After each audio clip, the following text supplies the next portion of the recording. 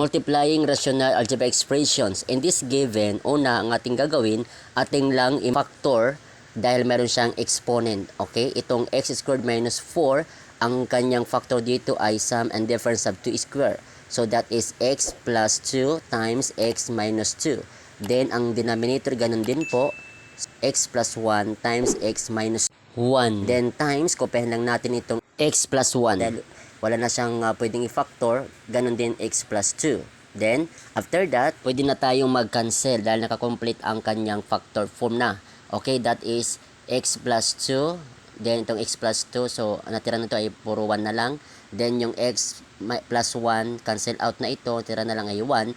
Then, after that, multiply both numerator and denominator. Yung x minus 2 times 1, that x minus 2. Then, x minus 1 times 1, that is x minus 1. Itong final answer, x minus 2 over x minus 1.